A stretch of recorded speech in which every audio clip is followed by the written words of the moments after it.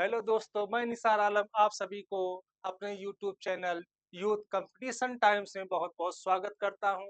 ये एक ऐसा ऑनलाइन प्लेटफॉर्म है जहां पे हम लोगों ने जितने भी गवर्नमेंट या कॉरपोरेट के हॉस्पिटल में तैयारी की जाती है या वहां से जितने भी क्वेश्चन आते हैं उन सभी क्वेश्चन को हम लोग सॉल्व करेंगे। ठीक है, जितने भी प्रीवियस ईयर में क्वेश्चन आए थे एग्जाम में उन सभी को हम लोग सॉल्व करते हैं, जैसे एम्स हो गया, बीएचयू हो गया। ठीक है, जितने भी प्रकार के कंपटीशन के एग्जाम होते हैं वहां से जितने भी प्रीवियस ईयर में क्वेश्चन आए हैं सभी क्वेश्चन को हम लोग यहाँ सॉल्व करेंगे और देखेंगे कहाँ से क्वेश्चन पुटअप किया जाता है ताकि हमारे आगे की तैयारी काफी अच्छे से हो सके। चलिए तब फिर देखते हैं, स्टार्ट किया जाता है। जैसा कि पिछले क्लास में हम लोगों ने 20 क्वेश्चन तक सॉल्व किया था, अब उसके आगे के क्वेश्चन सॉल्व करते हैं। तो हमारा 21वां क्वेश्चन क्या कह रहा है ये देखते हैं। Identified the following surgical instrument. ये सर्जिकल इंस्ट्रूमेंट है, इसको देख के हमको आइडेंटिफाई करना है कौन सा इंस्ट्रूमेंट है। ठीक है, ये कौन सा इंस्ट्रूमेंट है इसको हम देखकर फाइंड करेंगे। तो देखिए इसमें क्या है, डबल दोनों तरफ इसमें दिख रहा है। ठीक है, इसका माउथ इसका दोनों तरफ है। ठीक है, तो ये क्या है, सैन डिटेक्टर है। कौन सा डिटेक्टर है, सैन डिटेक्टर कहलाता है। ठीक है, ये सैन डिटेक्टर कहलाता है। जो जो हमारा स्किन होता है, स्किन के नीचे के जितने पार्ट होते हैं उसको होल्ड करने के लिए हम लोग सैन डिटेक्टर का यूज करते हैं। चलिए नेक्स्ट क्वेश्चन देखते हैं। नेक्स्ट क्वेश्चन है हमारा, आइडेंटिफाइड द फॉलोइंग।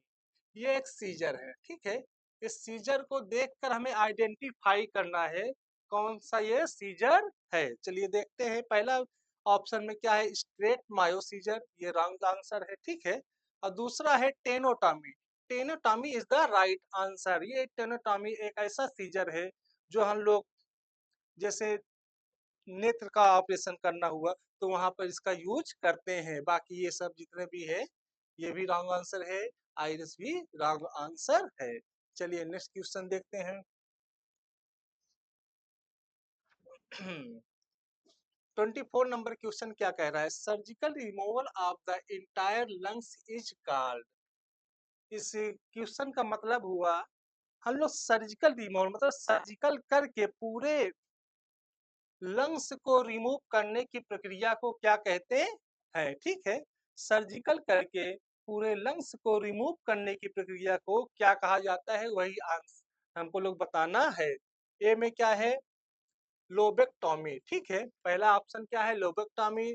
दूसरा क्या है, न्यूमेक्टॉमी। उसके बाद क्या है, तीसरा क्या है, प्यूरेक्टॉमी। और लास्ट वाला जो ऑप्शन है सेगमेंटेक्टॉमी है। ठीक है, और इसका जो राइट आंसर है वो क्या है, न्यूमेक्टॉमी। न्यूमेक्टॉमी इज द राइट आंसर। ठीक है, जब हम पूरे इंटायर लंग्स को सर्जिकल द्वारा रिमूव करते हैं, सर्जिकल प्रोसीजर द्वारा रिमूव करते हैं, तो ऐसी प्रक्रिया को हम लोग क्या बोलते हैं, निमोनेक्टॉमी कहते हैं। अच्छा, लोबेक्टॉमी का मतलब क्या होता है, जब हम किसी भी ऑर्गन के एक लोब को, ठीक है, एक लोब को रिमूव करते हैं तो उसे क्या बोलते हैं, लोबेक्टॉमी बोलते हैं। ठीक है, और क्या है, प्यूरेक्टॉमी। एक प्यूरल एक लेयर होता है। ठीक है, जो फेफड़ा होता है, जो लंग्स होता है, उसके बाहर एक लेयर होता है। अगर उसको हम लोग सर्जिकल द्वारा रिमूव करते हैं तो उसको क्या बोलेंगे, प्लूरिक्टॉमी बोलते हैं। ठीक है, और लास्ट वाला आंसर क्या है, देखते हैं ऑप्शन क्या दे, सेगमेंटेक्टॉमी। सेगमेंटेक्टॉमी का मतलब होता है जब हम किसी भी अंग के ऑर्गन को, किसी एक सेगमेंट को रिमूव करते हैं तो उसे कहा जाता है।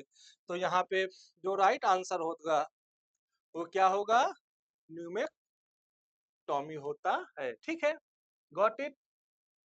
चलिए नेक्स्ट क्वेश्चन देखते हैं। नेक्स्ट क्वेश्चन क्या है, gamma knife is used surgery for. Gamma knife surgery, ठीक है, गामा नाइफ का उपयोग सर्जरी में किया जाता है। कहाँ की सर्जरी में गामा नाइफ का उपयोग किया जाता है। ठीक है, पहला ऑप्शन क्या है, एब्डोमेन। दूसरा ऑप्शन क्या है? ब्रेन। तीसरा ऑप्शन में है लंग्स और फोर्थ आंसर में है हार्ट।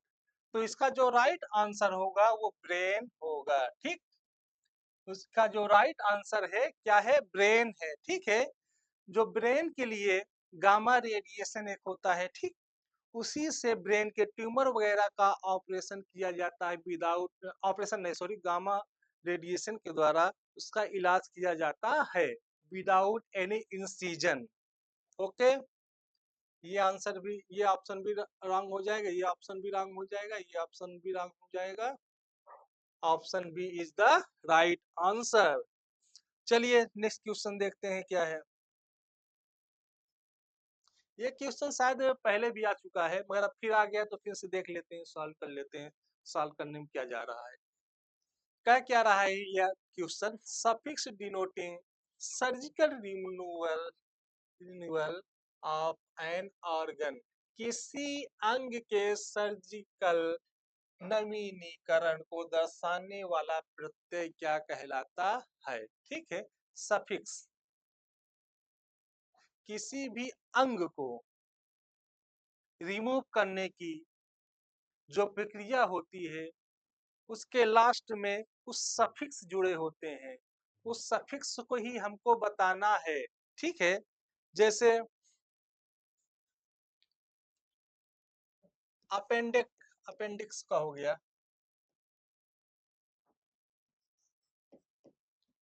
अपेंडिक्स है। अब इसको रिमूव करने की प्रक्रिया को क्या कहते हैं? अपेंडेक्टॉमी कहते हैं। क्या कहते हैं? अपेंडेक्टॉमी कहते हैं। तो इसमें क्या सफिक्स लग गया है ना? क्या लगा है? ECTOMY, यही इसका सफिक्स होता है। ठीक है, तो इसका जो आंसर होगा वो क्या होगा? एक्टॉमी। एक्टॉमी इज द राइट आंसर। जब हम किसी भी ऑर्गन को सर्जिकल प्रोसीजर द्वारा रिमूव करते हैं तो मैं तो उसमें क्या लगता है? एक्टॉमी लगता है। ठीक है, और क्या है दूसरा ऑप्शन में? क्या है? Ostomy. Ostomy is the wrong answer. ठीक है, ओस्टोमी का यूज करते हैं जब हम कोई सर्जिकल द्वारा कोई न्यू ओपनिंग करते हैं। ठीक है, सर्जिकल प्रोसीजर द्वारा जब हम अंग अपने बॉडी में कहीं न्यू ओपनिंग करते हैं तो ऐसी प्रक्रिया के लास्ट में हम लोग ऑस्टोमी यूज करते हैं, जैसे गैस्ट्रोटोमी। ठीक है, कोलोस्टोमी होता है। कोलोस्टोमी में क्या होता है? जो हमारा क्लोन होता है, ठीक है, अगर उसके बाद कोई जैसे कैंसर वगैरह हो गया या कुछ और बीमारियां हो गई तो उसको ठीक करने के लिए उससे पहले से एक रास्ता निकाल देते हैं, न्यू ओपनिंग कर देते हैं। ठीक है, वहां पे क्या लगेगा? यूज होगा ओस्टोमी, जैसे गैस्ट्रोटोमी।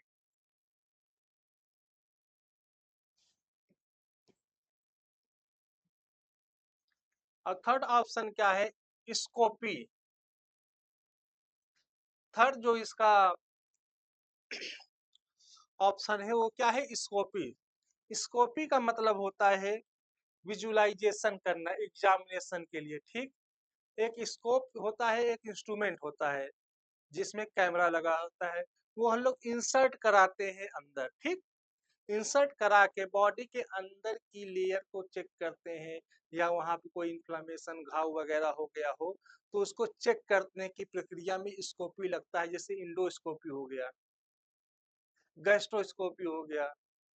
ठीक, और ओटोमी, ओटोमी का मतलब होता है इंसिजन लगाना। अगर हम बॉडी में कहीं इंसिजन लगा रहे हैं तो वहां पे क्या इसका यूज करेंगे? ओटोमी का यूज करेंगे। तो ये भी रॉन्ग हो गया, ये भी रॉन्ग हो गया, ये भी रॉन्ग हो गया। Right answer is the ectomy. ठीक है, चलिए आगे चलते हैं, देखते हैं।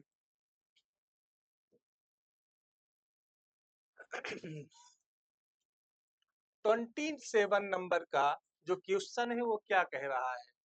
Divers retractor is used in, Divers retractor का यूज कहाँ पे होता है? तो पहला ऑप्शन में क्या दिया गया है? इन माइनर सर्जरी, छोटी सर्जरी में। दूसरा ऑप्शन क्या है, surgeries on head and neck. और थर्ड ऑप्शन क्या है, इन नेजल सर्जरी, नाक की सर्जरी में। और लास्ट ऑप्शन क्या है, एब्डोमिनल सर्जरीज, पेट की सर्जरी में। ठीक है, अब पहला क्वेश्चन देखते हैं।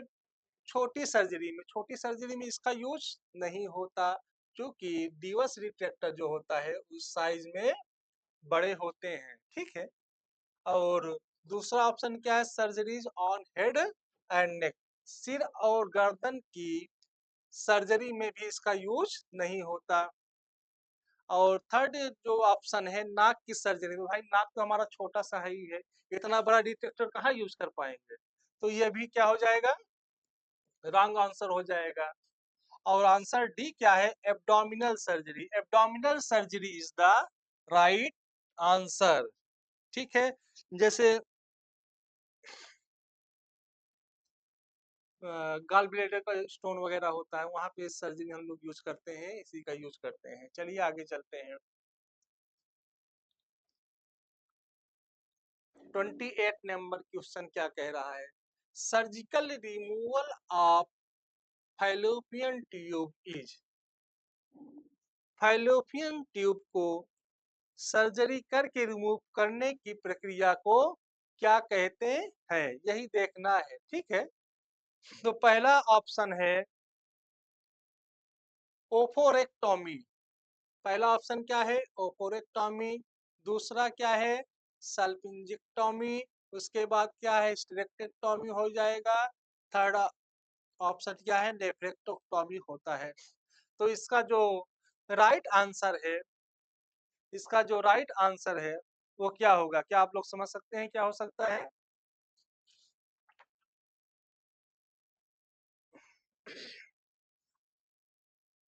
बताइए क्या हो सकता है इसका लास्ट में, इसका जो आंसर है, इसका जो आंसर है वो बी नंबर का ऑप्शन है।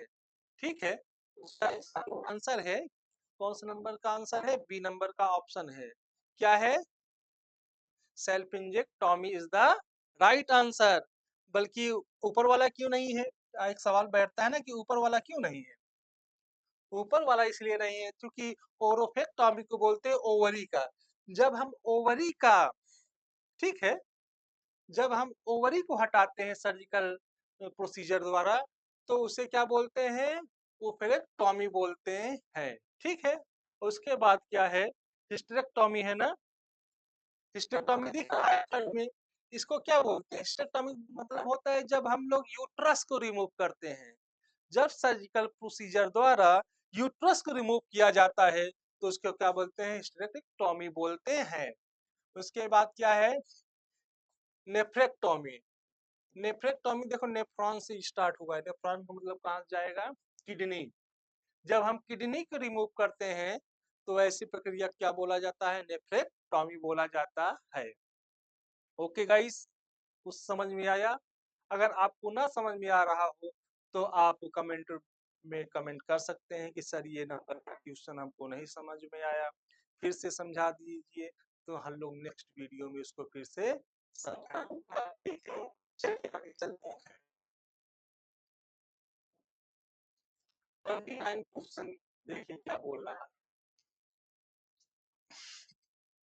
Mayo's operation is done for, Mayo का ऑपरेशन किसके लिए किया जाता है? मेयो का जो ऑपरेशन होता है वो होता है अम्बिलिकल हार्निया के लिए। ठीक है, तो इसका राइट आंसर क्या होगा, अम्बिलिकल हार्निया। ठीक, चलिए नेक्स्ट क्वेश्चन देखते हैं।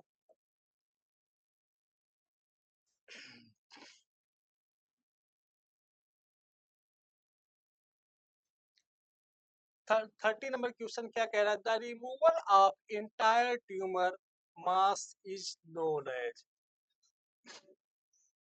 ट्यूमर रिमूव या पूरे ट्यूमर या गांठ को रिमूव करने की प्रक्रिया को क्या कहा जाता है, ये क्वेश्चन है।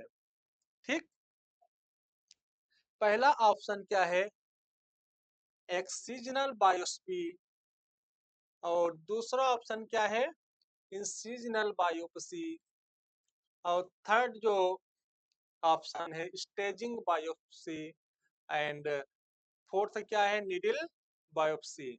जो इसका राइट आंसर होगा एक्सीजनल बायोप्सी होगा। ठीक, जो इसका राइट आंसर होगा वो क्या होगा, एक्सीजनल बायोप्सी होगा। बाकी और क्वेश्चन जितने भी ऑप्शन है वो क्या हो जाएंगे, रॉन्ग हो जाएंगे। नीडल बायोप्सी क्यों नहीं होगा, नीडल बायोप्सी मतलब होता है नीडल डाल के कोई फ्लूइड वगैरह हो उसको निकाल कर चेक किया जाता है, ठीक है, कि इसमें कैंसर वगैरह है कि नहीं, जांच किया जाता है। स्टेजिंग बायोप्सी का मतलब होता है इसमें क्या कहते हैं, जो मांस वगैरह निकाल के उसे चेक किया जाता है, जितने भी या अ, मतलब ट्यूमर सेल्स हो गया, जितने भी खराब सेल्स हैं उनको चेक किया जाता है। अगर कोई बीमारी है वो किस स्टेज पर है, वो किस स्टेज पर है, इससे पता चलता है।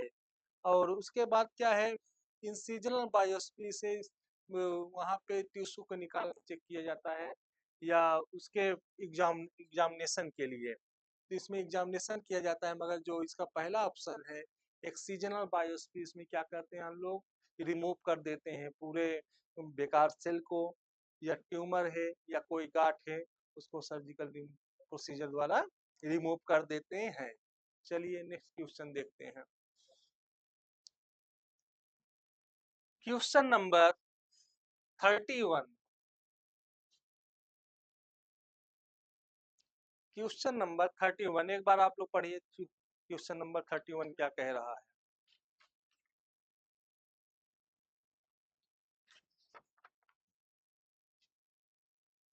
Which of the following procedure remove to remove the entire breast and axillary content but preserves the pectoral muscles?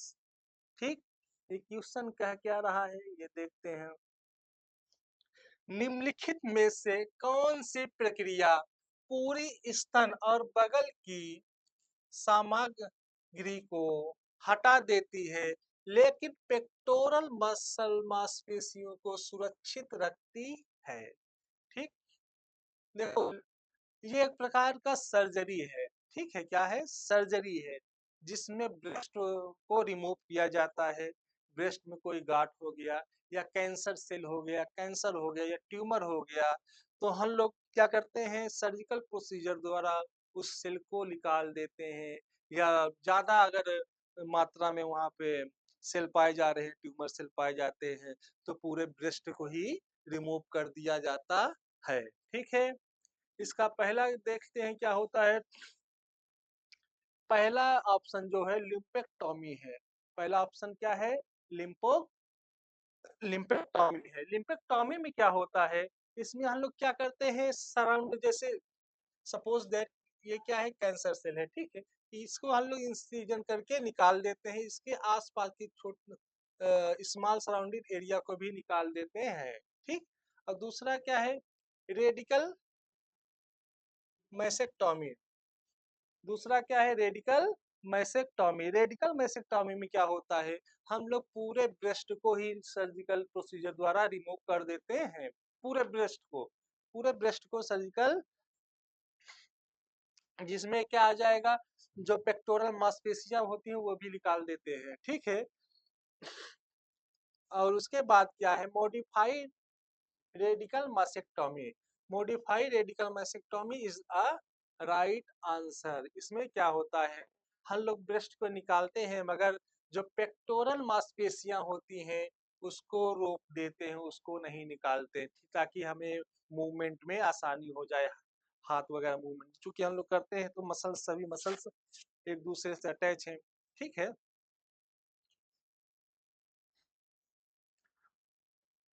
और क्या है, लास्ट क्या है, ये भी एक प्रकार का सर्जिकल प्रोसीजर ही है, जिसमें हम लोग निकालते हैं, कैंसर सेल के निकालते हैं मगर उससे आसपास के सेल को रिमूव करते हैं और पूरे ब्रेस्ट को रिमूव नहीं करते। ठीक है, तो इसका जो राइट आंसर होगा वो क्या होगा, मॉडिफाई रेडिकल मैसेक्टॉमी होता है।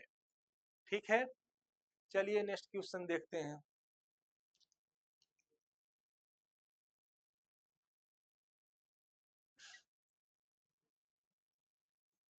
Question number 32, Vipul procedure is performed in case of.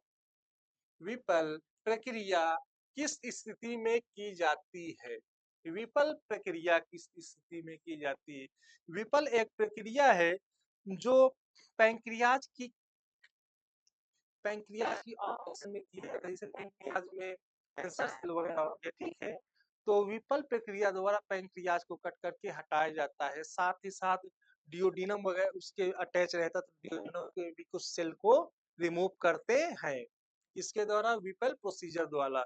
तो इसका आंसर जो हो जाएगा कैंसर ऑफ पैंक्रियाज हो जाएगा, राइट आंसर। ओबेसिटी भी रॉन्ग हो जाएगी, लीवर डिसऑर्डर भी wrong answer, breast cancer is the wrong answer. Breast cancer के बारे में अभी इससे पहले पढ़े क्या होता है, कौन सी सर्जरी होती है।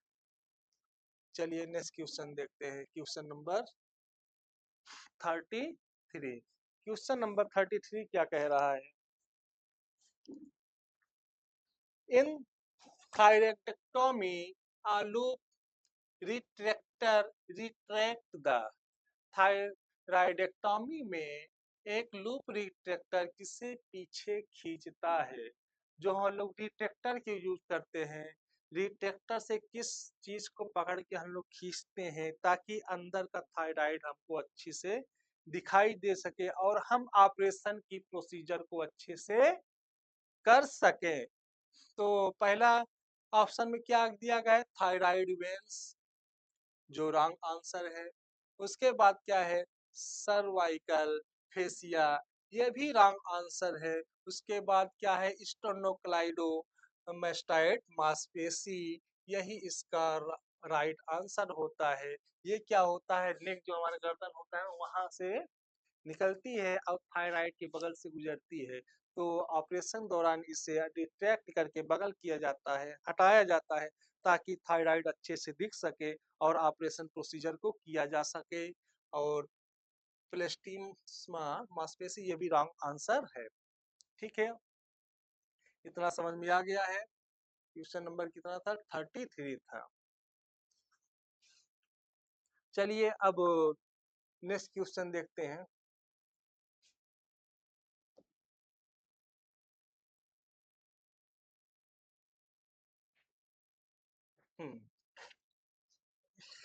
Which of the following is not complication of tracheotomy? Question क्या कह रहा है? निम्न में से क्या ट्रेकियोटॉमी की जटिलता नहीं है? मतलब अगर हम ट्रेकियोटॉमी करेंगे, ठीक है, उससे कोई उसमें कॉम्प्लिकेशन नहीं आएगा। ट्रेकियोटॉमी क्या है? ट्रेकिया को कट करते हैं, ठीक है, अलग से, या हमको कुछ बनाना भी हो, ट्रेकिया जो होता है वहां पे इंसिजन करते हैं, उसी को ट्रेकोटॉमी बोला जाता है। नीमोथोरेक्स, पहला ऑप्शन क्या है? नीमोथोरेक्स। दूसरा क्या है? Pleural infusion, effusion. उसके बाद क्या है? ब्लीडिंग। उसके बाद क्या है? Damage of oesophagus. ठीक है, अब पहला देखो, नीमोथोरेक्स थोरेक्स है, थोरेकोटॉमी थोरेक्सिस से रिलेटेड है, ठीक है, और उसी से यहाँ पे क्या है? ट्रेकिया है। तो हो सकता है अगर ट्रेकिंग करते समय नीमोथोरेक्स में भी कुछ कॉम्प्लिकेशन आ सकता है, तो ये रॉन्ग आंसर हो जाएगा। हो सकता है इसमें आ सकता है। तो उसके बाद क्या है? Plural effusion. प्यूरल इफ्यूजन क्या होता है? हमारी जो लंग्स होती है, लंग्स के बाहर एक लेयर होती है, उसमें लिक्विड भरा होता है, तो ये राइट आंसर हो जाएगा। ट्रेकिया से उससे कोई रिलेशन है नहीं। अब भाई ऑपरेशन करेंगे, इंसिजन करेंगे, तो वहां पे ब्लीडिंग हो सकती है, इसलिए ये भी रॉन्ग आंसर हो सकता है। अब ट्रेकिया से लगा होता है इसोफेगस, हो सकता है इसोफेगस में भी कॉम्प्लिकेशन आ जाए। तो इसका जो राइट आंसर होगा वो क्या होगा? बी नंबर ऑप्शन ही द राइट आंसर।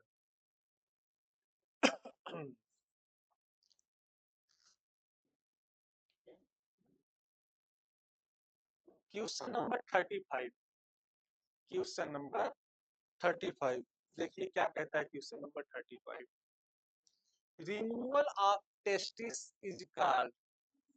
टेस्टिस को रिमूव करने की प्रक्रिया को क्या कहा जाता है?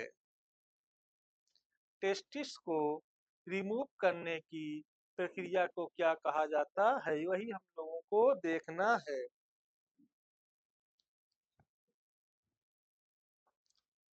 तो इसमें पहला ऑप्शन क्या है? पहले सभी ऑप्शन के बारे में देख लेते हैं, इसको क्या कहते हैं। पहला क्या है? ऊफेरेक्टोमी।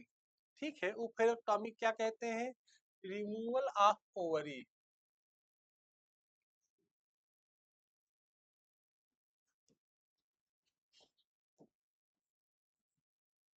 जब ओवरी के रिमूव करेंगे तो क्या कहलाएगा? ऊफेरेक्टोमी कहलाया जाता है। ठीक। उसके बाद क्या है? ओस्टोमी। ओस्टोमी जब बोन को रिमूव करते हैं, ठीक है।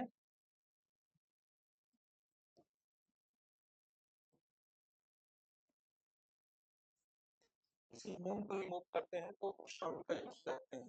ठीक है। उसके बाद थर्ड ऑप्शन क्या है? आर्किडेक्टोमी।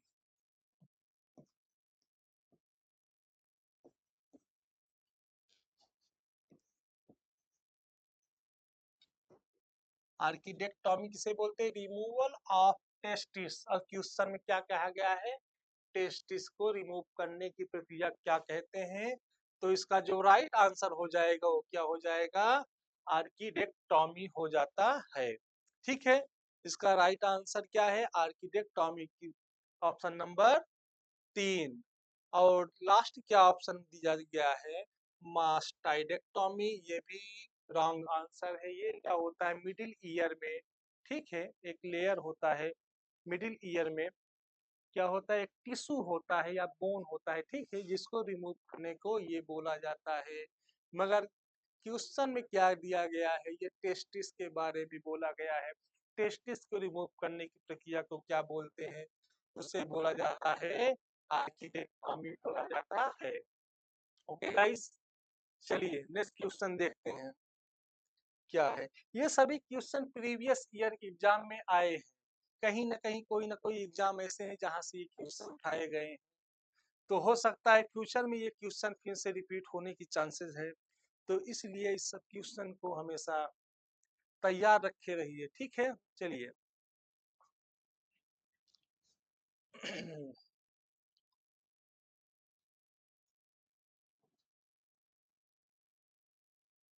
देखो, उससे प्रीवियस क्वेश्चन से रिलेटेड ये क्वेश्चन है। ये क्वेश्चन नंबर 36 क्या बोला रहा है? ओपेरेक्टोमी इज द। ओपेरेक्टोमी क्या है? इससे पहले वाले क्वेश्चन में मैंने बताया था ना, ओपेरेक्टोमी क्या है? ओवरी को रिमूव करते हैं।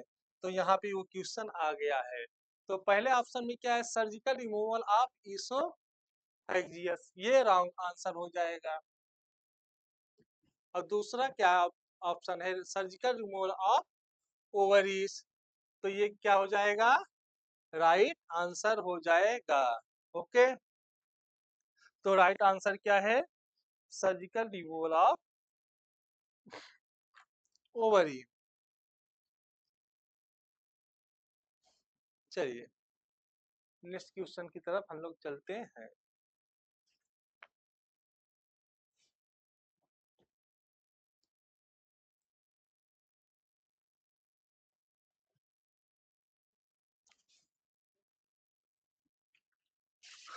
चलिए देखते हैं क्या है।